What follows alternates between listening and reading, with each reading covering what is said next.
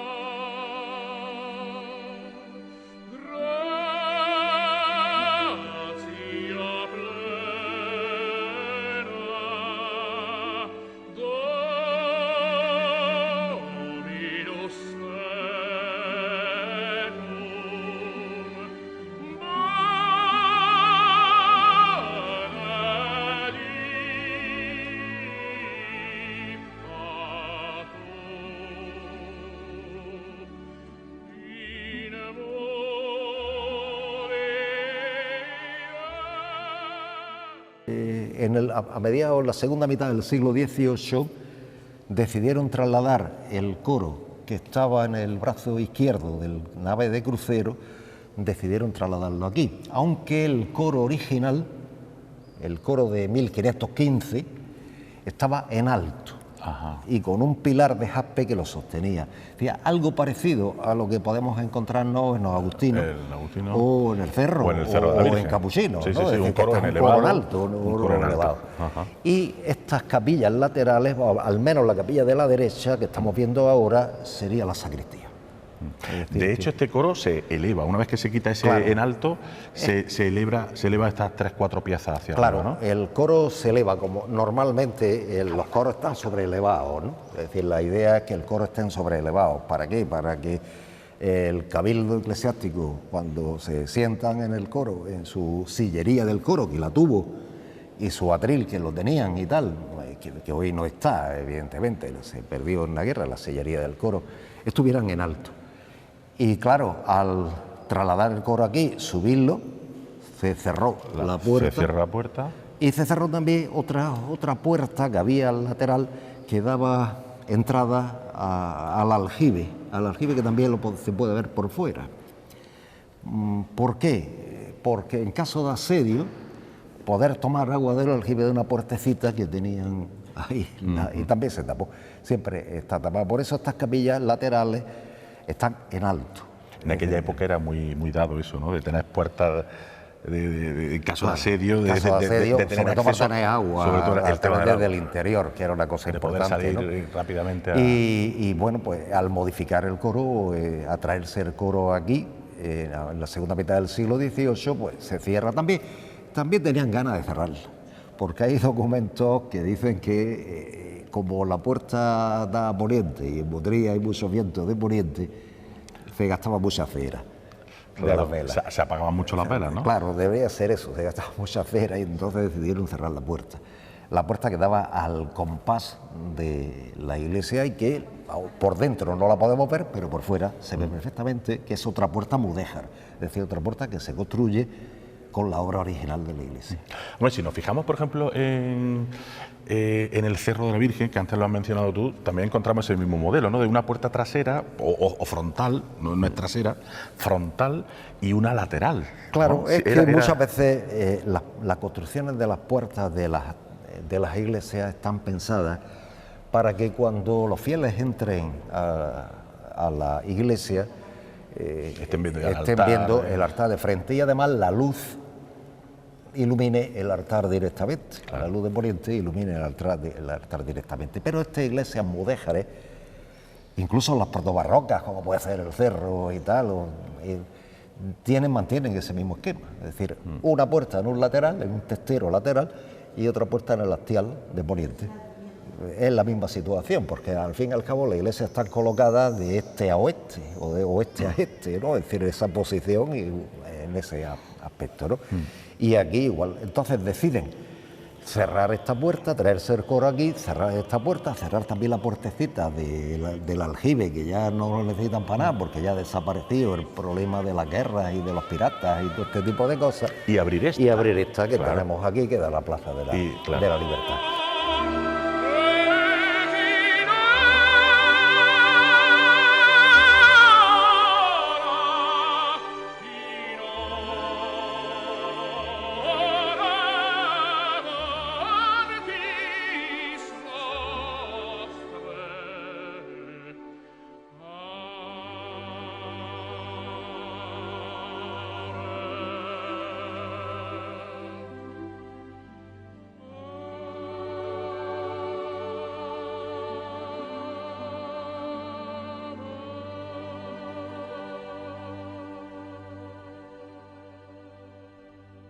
Y parte del altar que lo tenemos aquí. Sí, que tenemos ese templete que tenemos ahí formaba parte del altar que se reconstruye después de la explosión de la guerra. Porque el antiguo retablo de un maestro, magnífico maestro tallista que se llamaba Jerónimo de la Cárcel, y además un retablo que debió tener una grandísima importancia, nada más que por el hueco del arco que tenemos, de retablo, debe ser un retablo de gran prestancia, ¿no? Desapareció, se desmontó y se quemó en época de la guerra, en el año 36. El caso es que se perdió una obra de arte magnífica. Es verdad que... Y más con aquellos pan de oro y con claro, aquellas es que cosas nosotros cuando vemos que se han conservado algunas fotos de retablo, la vemos en blanco y negro. Claro, y te dan un aspecto tristón, viejo, parece como quemado. En aquella época sería pues fantástico, porque era pan de oro y tal, las imágenes de los santos y tal. Y seguramente estaría también, coronado por ese Cristo también, posiblemente decían algunos cronistas antiguos que el retablo estaba coronado por el Cristo de Patagonia. No lo sé, el caso es que sí, es verdad que el Cristo de Patagonia estuvo aquí en esta iglesia, se trajo de Patagonia, se trajo a esta iglesia. Dicen que también desapareció, decían, en la guerra civil. El autor del retablo fue Jerónimo de la Cárcel, costó una fortuna hacer el retablo a principios del siglo XVIII, y decían que era un retablo churrigueresco, no, vamos, fue un retablo barroco. ¿En qué sentido? Barroco. Porque era muy recargado, ¿no? Sí, Incluso con columnas salomónicas y tal, pero era un barroco. Cargado y recargado. Era muy recargado, pero debió ser impresionante el retablo. Entrar aquí y ver todo ese gigantesco retablo que ocuparía todo el arco ese del altar mayor sería... Y este templete se pone cuando se restaura el altar mayor, el retablo, claro, después de la guerra. Pasa que se vuelve a cambiar y se trae aquí. Y se trae aquí a esta parte. Se trae al coro. Estoy recordando que precisamente me hablabas del altar y que tiene también vestigios de la iglesia de la ermita de San Sebastián. Sí, el frontal del altar pertenece a la ermita de San Sebastián. ¿No? Cuando la ermita de San Sebastián se quema también en la guerra civil, Castro trabajaba allí y descubre, mira, que está más bonito. Y el maestro de obras que de la iglesia, que era creo que el hermano de don Salvador, el párroco que había en aquella época, deciden traerse el retablo de la ermita, el frontal de la ermita de San Sebastián y colocarlo en el altar mayor. Con esos círculos cuadrados y tal. Sí, y luego ya pues el resto se complementa con esos mismos motivos, un poco, igualando un poco todo, ¿no? Pero debe ser un frontal bastante antiguo, porque la ermita de San Sebastián ya estaba construida en los primeros años, las primeras décadas del siglo XVI. Hombre, no sabemos si ese frontal se hace al principio o se hace después. En realidad tiene pinta renacentista, ¿no? Por tanta geometría, ¿no? Es decir, que indudablemente es una obra que ahí está, pertenecientes a otras iglesias. Por eso decíamos que esto tiene muchos añadidos, ¿no? Es decir, que tiene muchas cosas, ¿no? Incluso ese no es el cuadro, que ese cuadro no estaba... tampoco este de Ambrosio Martínez de Bustos, no es este cuadro es una anunciación a la Virgen, y el cuadro que había en el retablo era una Inmaculada. Era Inmaculada. Inmaculada, una encarnación. Es decir, pero que se quemó también en la época de la guerra, desapareció también en la época de la guerra. Bueno, pues volvemos a nuestro coro. Un coro, como decimos, que estamos viendo que es espectacular. Recordamos que estaría, pues, el primigenio estaría, pues, en alto, y luego al final, pues, se rebajó, aunque se dejó esta altura, ¿no? Esta altura para tener cierta perspectiva. Y por eso, precisamente, tenemos que una vez que bajamos a las dos capillitas que tenemos a los lados, pues ya tenemos que volver a bajar, porque esto está en un promontorio. Bueno, pues un coro y que también tenían sus forjados en hierro, creo recordar. Sí, ¿no? claro, se ve la rejería, esta rejería es de fundición, ¿no? La rejería no es, esta es fundición. Lo que no sabemos es, lo que no sé si es la antigua o también se hizo después de la guerra también, ¿no? No lo sé. El caso es que debía estar como está, ¿no? Y todo alrededor del coro estaría la sillería, es decir, los sillones de madera donde se sentaban los sacerdotes de la iglesia, de la colegiata. El caso es que originariamente, cuando el coro estaba en alto, a principios de la construcción de la iglesia, la sacristía estaba en este lado y en el otro lado la capilla bautismal. Y después ya en el siglo XVIII, después el coro lo quitan en alto, no sé por qué, a lo mejor estaría mal alguna cuestión, el caso es que se quita el coro en alto y se lleva, cuando se hace la nave crucero, al brazo izquierdo del crucero y se pone allí. Y después, cuando deciden cerrar esta puerta, se traen el coro aquí y a los pies de la iglesia, ya no necesitan la puerta, y entonces, bueno, un buen sitio el coro a los pies de la iglesia. Y aquí traen el coro, como bien decía, se hacen harto para darle perspectivas de visión a la sillería y a los sacerdotes, y es verdad pues, que se ha conservado, bueno, por lo menos la estructura de lo que era el coro. Y lógicamente, al lado de un buen coro, un elemento que sigue siendo primordial, pero en aquella época mucho más, como era el órgano, ¿no? El órgano pues que daba ese sonido celestial, ¿no? Envolvía celestialmente a la música, a cualquier acto, ¿no? que se hiciese aquí y que estaba aquí, ¿no? Este es el segundo o tercer órgano que tiene la iglesia mayor. Hay órganos más antiguos, se conocen que hubo órganos más antiguos. La música siempre formó parte de las misas y de las celebraciones religiosas en la iglesia, y bueno, Motril, por lo que se ve, tenía un órgano muy antiguo y decidieron en el siglo XVIII construir este, y se puso este con el concierto. Aquí estaba el órgano, que también desaparece en la iglesia mayor, perdón, en la guerra civil. El balcón se ha conservado prácticamente intacto, ¿no? Y bueno, ahí hay un órgano que ahora tiene que ver, un organito ahora que no tiene nada que ver con el órgano de tubo. Ya.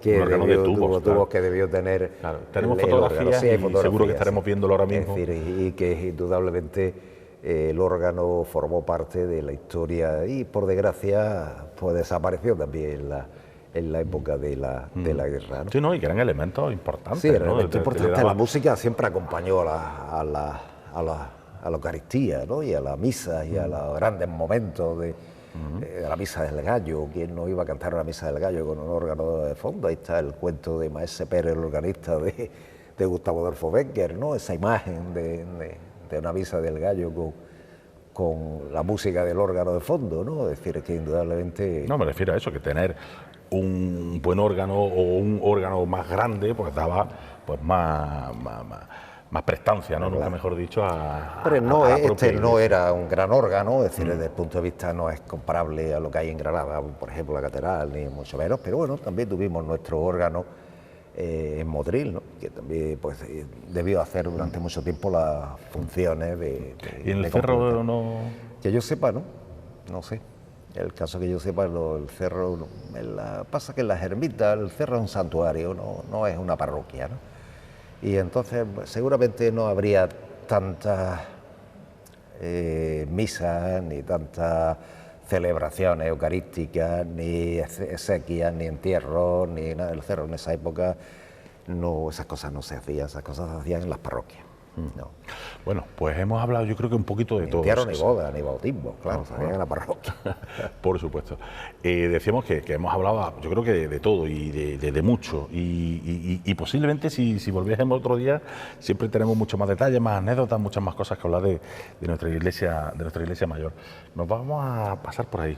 Vamos a ver alguna imagencita más antigua de cómo están las cosas ahí un poquito por dentro, para que vean ustedes pues ese ladrillo visto, ese aspecto antiguo, ¿no? De la trastienda, vamos a decirlo así, de esta iglesia. Y enseguida casi que nos despedimos porque el tiempo nos apremia. Así que vamos.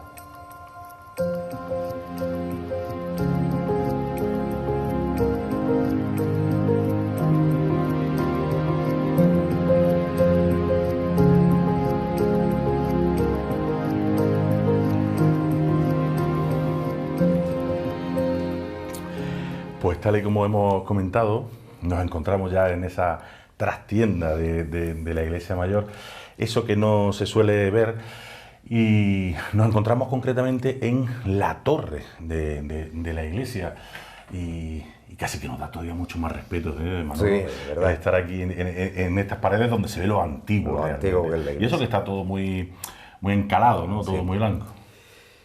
Bueno, cuando se hace la iglesia mayor, en 1515, se termina en 1514, se hace sin torre. Es decir, se utiliza como torreón de campana la torre. Dice que el antiguo alminar de la Torre de la Vela, o lo que era la Torre de la Vela, que le pusieron la mala estructura encima para poner las campanas. Y sobre la segunda mitad, al principio de la segunda mitad del siglo XVI, lógicamente una iglesia de esta envergadura tendría que tener la torre, porque la torre de las campanas es el medio de comunicación que tenían en aquella época. Claro. Es decir, las torres, el sonido de las campanas en el mundo cristiano marca las horas del día, porque marca el ángelus y de vigilia y tal, marca la muerte, los toques de la muerte, marca los toques de alarma, marca los incendios, es decir que realmente el sonido de las campanas se convierte en un elemento fundamental. Era un medio de comunicación. Un medio de comunicación de la época antigua. Totalmente. Antiguamente, la primera obra de la iglesia se hace sin torre. Y después se le añade en la esquina derecha estamos viéndolo a la derecha.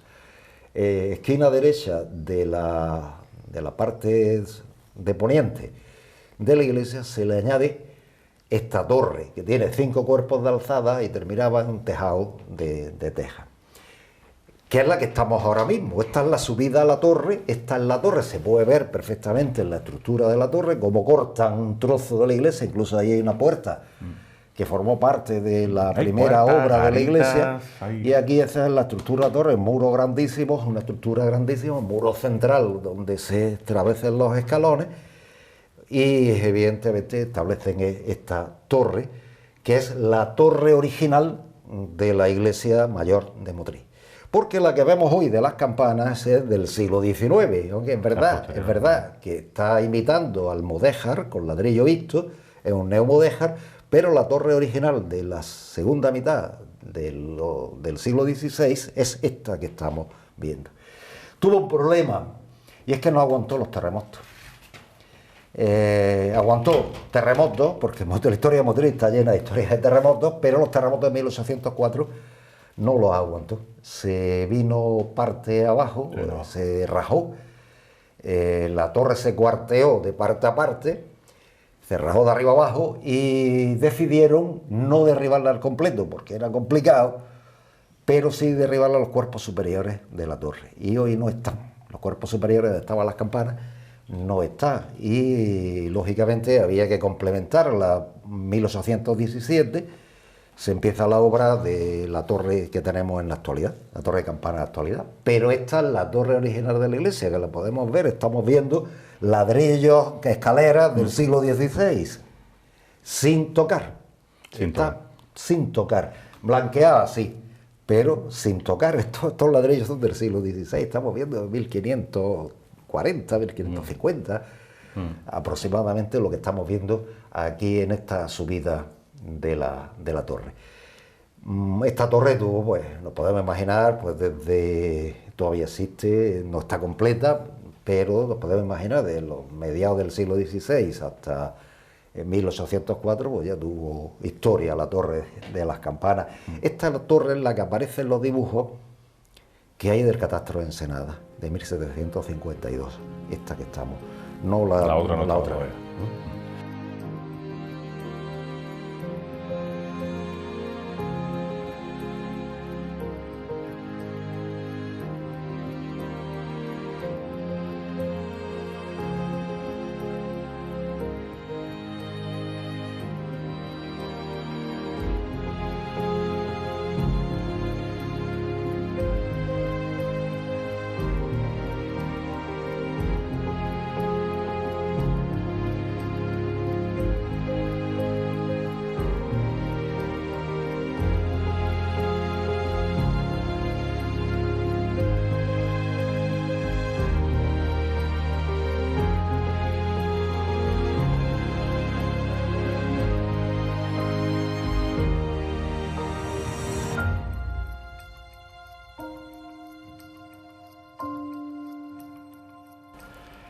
Pues precisamente en este balcón del órgano en el que nos encontramos en la actualidad, lógicamente, esta ha sido nuestra parte protagonista en el programa de hoy, ¿no? Esta parte frontal, aunque nosotros solemos decir trasera, porque el protagonismo se lo damos lógicamente a nuestro altar, pero hoy le hemos hablado precisamente de toda esta zona, ¿no? de la zona del coro, ese coro que estaría elevado, volvemos a repetir, que al final se rebaja con esta pila bautismal y precisamente con el cuadro de San Sebastián flecheado junto a Isabel de Hungría. No es nuestro San Sebastián, no es nuestro Sebastián, pero con ese cuadro también justo donde estaría la puerta principal de esta iglesia mayor.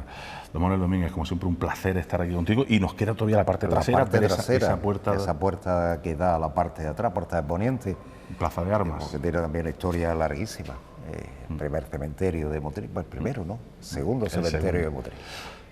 Pues la semana que viene seguro que le estaremos contando más historias, concretamente de esta iglesia mayor. En este caso volveremos a salir ya por esa puerta principal. Gracias por estar con nosotros, hasta la semana que viene. Adiós.